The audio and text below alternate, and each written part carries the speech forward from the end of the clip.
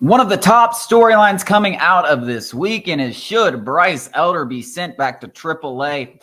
And listen, I am excited for AJ Smith-Shawver, who has looked fantastic as of late, and Gwinnett Hurston-Waldrop also has looked really good, even though I think he's a lot further away from making his MLB debut. You can talk about a potential comeback story with Ian Anderson later in the year. Like, there's a lot of other guys that could potentially be better than Bryce Elder, but I think it's always funny how Bryce Elder can go out there, look really good in Gwinnett, have two really good starts against the Indians and Marlins. And yes, those don't have fantastic offenses. And yes, the Dodgers were a big uptick. They're a big, whatever you want to call it, in talent that he is facing. And yes, he has struggled with talented lineups in the past, and everyone has PTSD from the Phillies. He's also had good success against the same Dodgers team, Astros last year, Mariners last year. He's had good success.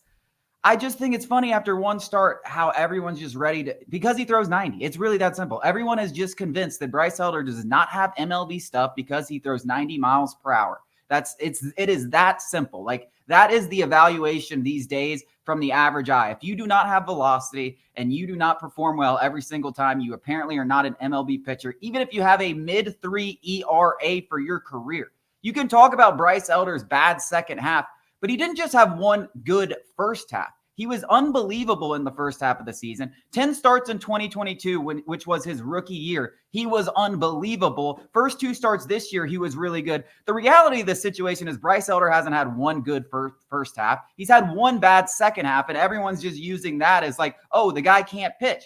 That very well may be the case. And AJ Smith-Shawver may take his place, and I will be completely fine. You'll get no argument with me. He obviously has higher upside. I'm obviously more excited for him. But let's pump the brakes on Bryce Elder can't pitch in the majors. There's 29 other teams in this league that would love to have a Bryce Elder in their rotation. Yeah, I mean, it's all about perspective, I think. And Braves fans, I'll go back to that. I mean, Braves fans just are not looking at the big picture of Bryce Elder is, your supposed fifth starter. That would still be one of the better fifth starters in the entire league, with the bad, with the good, and that's all it ever is. And it's crazy that we have to do the same song and dance, that he's not the all-star from the first half of last season, but he's not that guy who has a 6+ ERA either. The fact is he's somewhere in the middle. And if you're asking out of your fifth guy is to do that every fifth day, come out, probably give you a chance to win a baseball game. That's all you can ask for. Ideally, no, Bryce Elder isn't going to start in a postseason game, but is it the worst thing in the world? Probably not. I've seen way worse guys go up there and have success in the playoffs. Bryce Elder had some semblance of success, and Brian Snitker just didn't know his guy. And quite frankly, I think we're seeing who that guy is, that in the regular season, he sees a lineup for the third time, we'll let him go because it might not be that important of a game. And the postseason, if we're in the same situation, it's not even a question. It's not even he looks really good, we're going to see it. No. You yank him, you pull him, it doesn't matter. That's just who Bryce Elder is. And it derives from the stuff. The stuff isn't incredible. He knows how to pitch. He knows how to induce soft contact, ground balls in particular. And that's just who he is as a pitcher. And when you're talking about his role on this team, which is not even close to one of the three starters, that's perfectly fine. I don't know when this notion that you have to have 5 aces in your rotation. Newsflash, guys, nobody has more than 2 aces. The Mariners are probably the only team who's got multiple aces, more than that. And we're acting like Bryce Elder is just, who are you going to replace him with immediately? Darius Vine. Darius Vine's going to come out there and get absolutely schwalloped. You're like, oh, no, revolving door. We did this last year. Let's just have some semblance of patience for these guys. It's crazy. And it's not like it was the Marlins. Like it was the Dodgers. It was the Dodgers. What are we talking about? Yeah, I see way too much hate. I've never seen a guy have a 3.55 ERA and get as much hate as Bryce Elder. I mean, the guy could follow this up with 4 straight quality starts and end up winning all 4 games. And if in the 5th start he struggles, we're going to get the same comments, because this is the same comments that we got last year when he was an all-star. When he was an all-star, before he even had that bad second half, people were just waiting because they don't love the stuff. The stuff's not sexy. It's not a bunch of strikeouts. People were waiting for him to struggle just so they could say, oh, he's not an MLB pitcher. All he does is get luck. Well, listen, you can call it luck all you want. You know, he has a 3.76 ERA now after this terrible start. 3.76 ERA for his career in baseball. In the minors, it was a 3.52 or 3.42, something like that. And in college, it was about the exact same. So you can say it's luck, or you can call it what it is, and this is just who the guy is. And in reality, I always go back because we want to talk about that bad second half.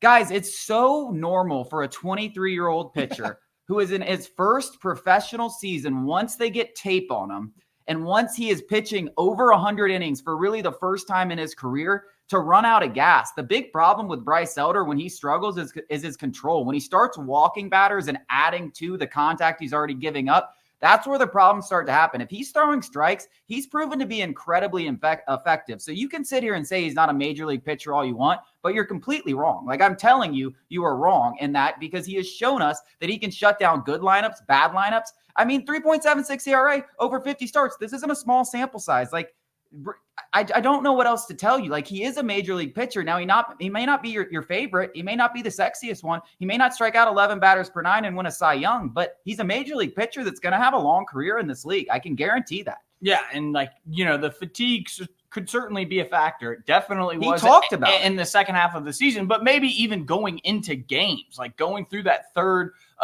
lineup for a third time. Maybe the fatigue catches up with him there. Maybe he's just in between a starter and a long relief guy. It doesn't matter, but like, you can't ignore the success. There has been success. I saw people saying he's the worst starting pitcher in baseball. That is verbatim. That's not me making it up. And these are credible. I don't know how, I wouldn't say that, but well-known people on Braves social media saying that this is the guy is the worst pitcher in Major League Baseball. It's absolutely crazy how you can just see red. Like, that's what it is they see red because they see a sea of blue on all these analytical sites, and, you know, seeing a baseball game through Excel spreadsheets. It's absolutely bothersome. Some guys are, you know, exceptions to the rule. And Bryce Elder is certainly that. He's not going to be this all-star. Nobody's saying that. He's just not the worst pitcher in baseball.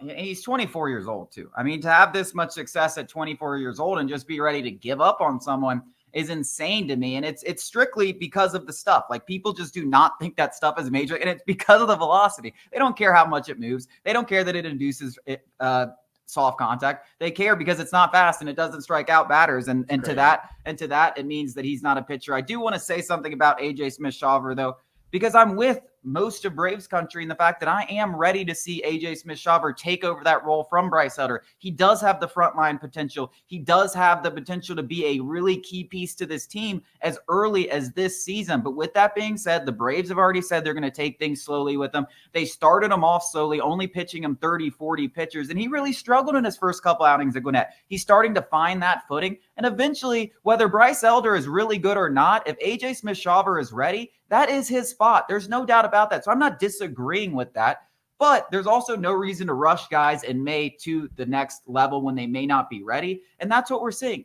This is AJ Smith-Shawver's spot. Alex Anthopoulos knows that. Brian Snitker knows that. The teammates know that it is eventually his spot when he is ready. What's crazy is, like, we've got all this glazing of AJ Smith-Shawver, and if you look at the entire body of work between him and Elder, it's not close. Elder is a more productive pitcher throughout the minors and at the major league level. Now he's more experienced. He's older. He's been pitching longer. I'm not arguing any of that. But you're right. It's the stuff. AJ Smith-Shawver's got that frontline potential. He's got absolutely nasty stuff. So we just overlook the bad outings because it's like, well, the potential is there, and you can't do the same for Bryce Elder. It's bull crap is what it is. Agree.